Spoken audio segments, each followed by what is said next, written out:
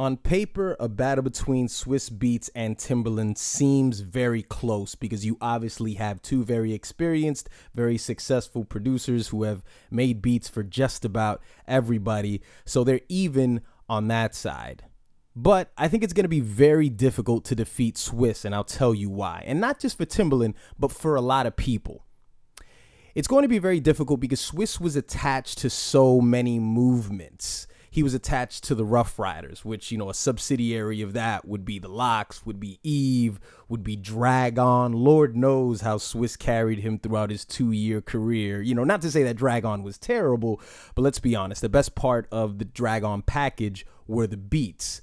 Rockefeller, what he did with Jay-Z, what he did with Beanie. I mean, Philly, Cassidy was his artist. So Swizz is attached to so many movements that we're so familiar with.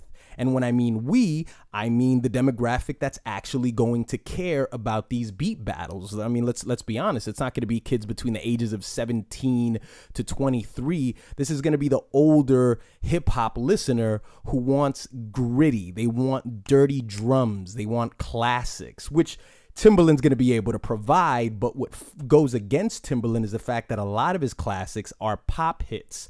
They're very popular. They're very happy records. I mean, even if you think about his most popular hip hop record would be what? Big Pimpin'. I'm not saying that that's his best, but we could easily say that that's his most notable one. On the other side, you have Swizz Beatz, Rough Riders anthem.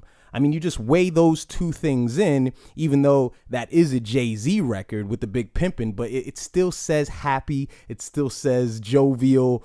And if these things are going to last 2 hours like the Swizz Beatz and Just Blaze battle did, and I hope it fucking doesn't, you're going to want to get to that nitty gritty. You're going to want to get to that grime, and Swizz brings that.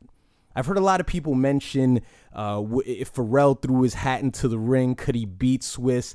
I don't even think Pharrell could, for the simple fact that Pharrell, for many years, was a duo. I mean, the Neptunes were Pharrell and Chad Hugo, who used to co-produce those beats with him. So the waters get really muddy when it comes to Neptune production Pharrell production from the early days.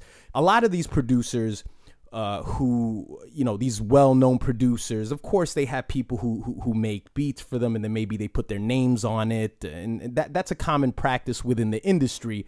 But obviously with Timbaland and obviously with Swizz, you have that familiar sound, and they were never a duo, so this battle seems to be evenly matched on that aspect. So I don't think that Pharrell would really have any value in here. And again, I bring back the same argument of how gritty, how fucking dirty are his beats gonna be when it gets into that 45-minute mark, because that's really what we care about, right?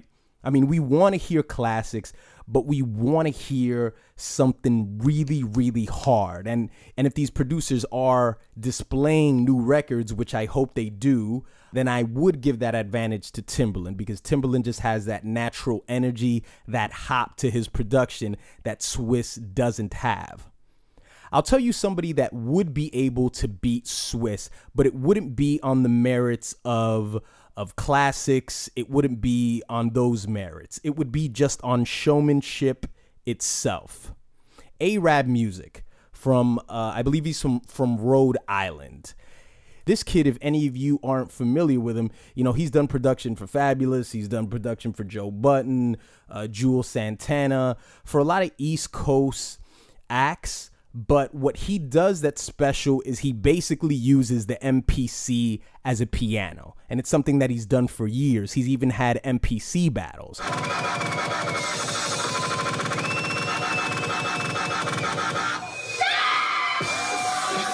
He would be undefeated on this platform for the simple fact that the last battle had a lot of beats that were sort of broken in with these intros that blended into those familiar beats.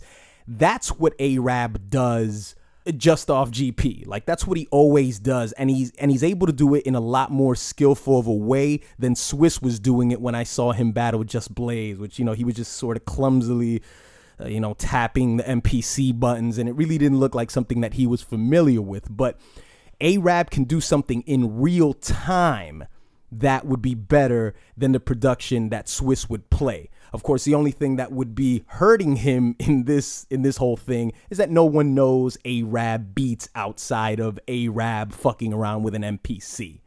What do you guys think about this battle? Who do you think is going to come out the victor? I don't think there's any chance for Timbaland to win because, I mean, what is he really going to do? I mean, is he going to play Justin Timberlake records? Is he going to play Jasmine Sullivan records? Is he going to play, you know, what exactly is he going to come up with? I mean, if we're playing those new beats, okay, there's some sort of a chance there. But when it comes to classics, Swizz has made 2 beats that for me are easily in my top 25 beats of all time, and that's Banned from Television and Glory. I mean, if Swizz plays Glory, which, by the way, I'm totally expecting and totally okay with the idea of replaying beats. I hope they're still sticking to that because I think there would be a lot of value to it if you intro it differently and bleed it into another record. I think that's really dope. So reusing Rough Riders anthem isn't a problem for me just as long as he does it differently. But what do you guys think about this battle? Timbaland versus Swizz Beatz. Please let me know in the comment section below, and I will see you guys next time.